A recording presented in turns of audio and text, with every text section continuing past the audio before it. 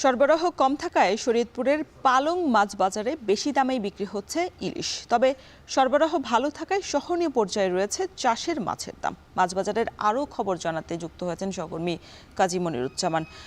মনির, কোন ধরনের ইলিশ মাছ কত দামে বিক্রি হচ্ছে আর ক্রেতা উপস্থিতি কেমন দেখছেন বাজারগুলোতে?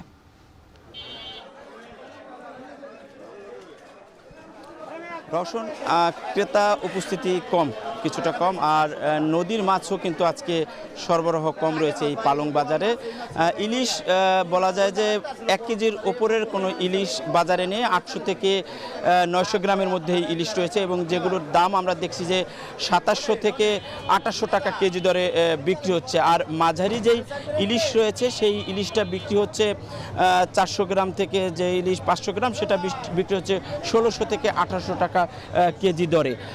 আমরা দেখছি যে এছাড়াও যে পাঙাশ মাছ রয়েছে সেগুলো সব চাষি পাঙাশ, সেগুলো আমরা 180 থেকে 200 টাকা কেজি দরে বিক্রি হতে দেখছি।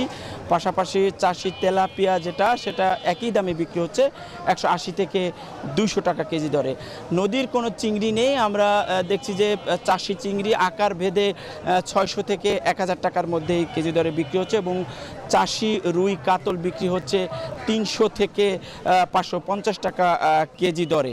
আমরা সকাল থেকে বাজারে ঘুরছি, আমরা দেখছি যে খাল বিলের মাছ রয়েছে এবং এই খাল বিলের কই, শিং, শৌল এগুলি বিক্রি হচ্ছে আকার ভেদে 600 থেকে 1000 এবং 1100 টাকা কেজি পর্যন্ত বাজারে বিক্রি হচ্ছে। তবে চাষি যেই কই, শিং, শোল রয়েছে সেগুলি কিন্তু খুব কম দাম এবং ক্রেতার হাতে নাগালে রয়েছে। আমরা দেখছি যে সেটা 200 থেকে 350 টাকা কেজি দরেই এই শিং, কই এবং শোলগুলো যেগুলি চাষি সেগুলি বিক্রি হচ্ছে।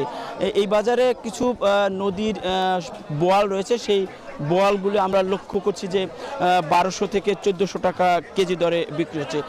বাজারে নদীর মাছের সরবরাহ কম, তবে চাষি মাছের সরবরাহ রয়েছে এবং চাষি মাছের সরবরাহ থাকায় কিন্তু কিছুটা দরদাম কম থাকলেও নদীর মাছের দরদাম কিন্তু অনেকটা চড়া, এমনটা আমরা বাজার ঘুরে দেখছি। রওশন।